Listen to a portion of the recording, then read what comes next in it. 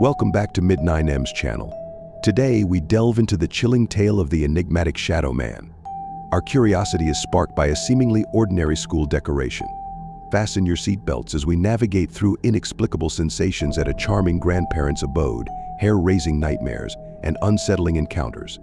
Fear and suspense saturates our story, offering a glimpse of the peculiar power of an overactive imagination. The tale maintains a shroud of mystery and intrigue throughout, compelling you to remain vigilant as we traverse this chilling universe. So prepare as we embark on this haunting journey into the world of the Shadow Man. Ever since I was tiny, I have had an overactive imagination. My mom always told me this was a gift, although I have found it an utter nuisance. What came with this, which has proved to be the most inconvenient of all, is my tendency to get scared often, and also to seek out the things that made me most frightened. My most prominent memory of this in my childhood was a character who, and I honestly can't remember exactly, I think I called the Shadow Man. It all started when I was about 7 or 8, and I happened to be in another classroom at school. I can't remember why. All I can recall were the decorations on the large window panes. They were rudimentary cutouts of stick figures in black cartridge paper with a series of spikes for hands, feet, and hair. The oddest thing about these little characters was their eyes. There were eye shapes, jagged and crude, cut out of the faces, and behind them a piece of red cellophane had been stuck like the sort of stuff see-through sweet wrappers are made of, so that when the sun shone through the windows their eyes were illuminated. I know this doesn't sound particularly scary, but it is the founding of a truly terrifying image. Sometime later I was staying at my grandparents' house. It was a little cottage on the corner of a road next to a church with a sprawling graveyard, which I have to say, was rather picturesque. I was sat in the guest room, my room, bouncing on the bed, when suddenly I felt a weird feeling creep over me, like somebody had poured a bucket of icy water over my head and extinguished my childish playfulness. I felt very afraid and sat, completely paralyzed, on the edge of the bed. Once my head stopped swimming and my heart had stopped pounding, I realized I could hear the reassuring clicking of my grandfather typing and the hum of the computer in the office across the tiny hall. I slipped silently out of my room into the office door, which, to my confusion, was closed. It was never closed. I peered through the gap at the hinge. It was an old house with thin, wooden doors with many cracks and crevices, and what I saw made me stop. I had been planning to burst in and ask Grandpa if he wanted some biscuits from downstairs, but something seemed off.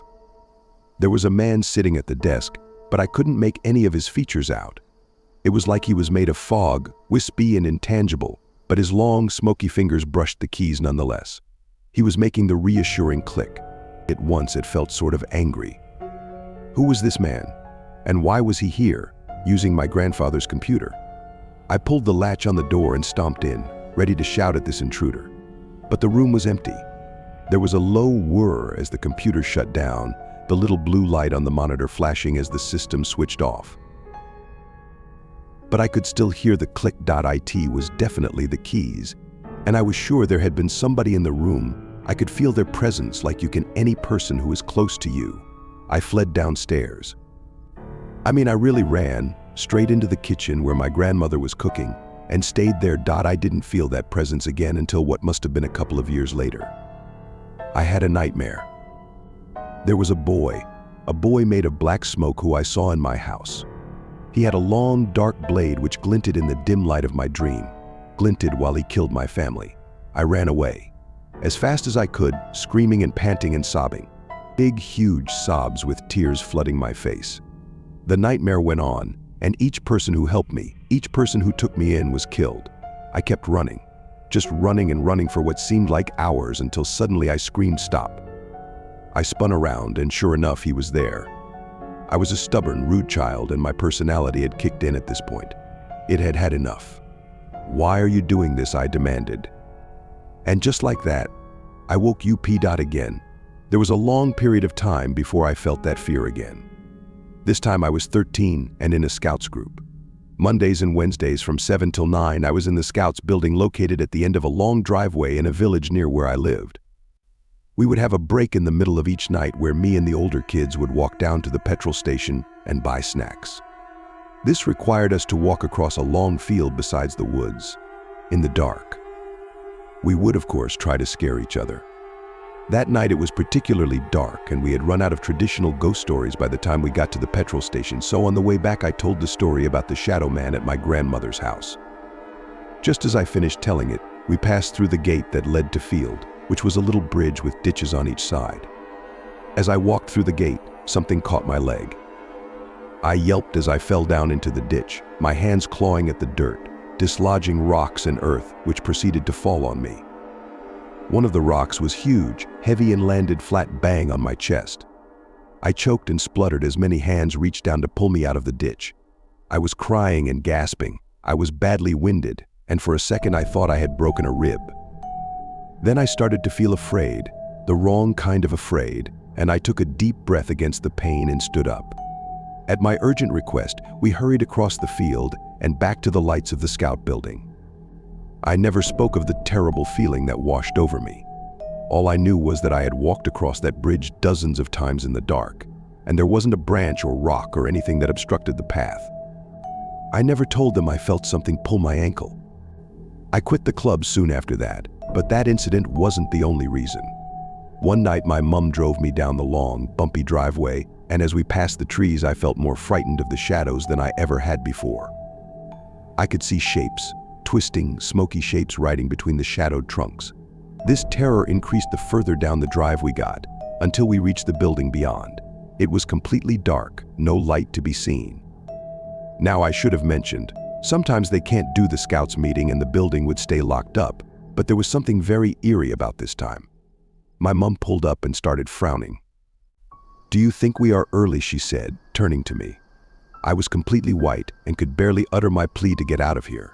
My chest burned. I couldn't breathe.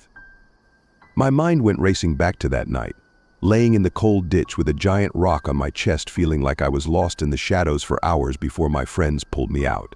I felt constricted. "Honestly, I think we are just early," Han, she said, going for the handle of the door. "Look, I think I can see a note on the doorstep. I'll just go check." "No, stay in the car," I shrieked, bursting into tears. I told my mum I had this horrible feeling of foreboding, and I just really wanted to leave. She drove all the way home without saying a word. The whole journey, all I could think about were the twisting shadows which lurked beyond the light of the car. But I felt safe, in the car with my mum. When we got home, she made me a hot chocolate and knelt down in front of me. "Look, you could have told me if you felt bad, okay? Sometimes, and not always when you're scared, but sometimes you just know when somewhere isn't safe. But you're fine now, okay? This was the last time I felt like that, for now at least. But there was one more thing, sorry. I'll shut up soon." I found an old book of children's poetry on a shelf in my room, and while I was flicking through it, I found a poem titled Nightmare. I can't remember the whole thing, but it goes something like this. "I check behind the door, and under my bed. I close my eyes and count to 10. Turn my pillow over 3 times. But still you come. Your long fingers scraping against each other. The scratch man, oh no." I said his name. "Mummy, I can't sleep." The reason I included this is because there was a picture with the poem. In the picture was a shadow.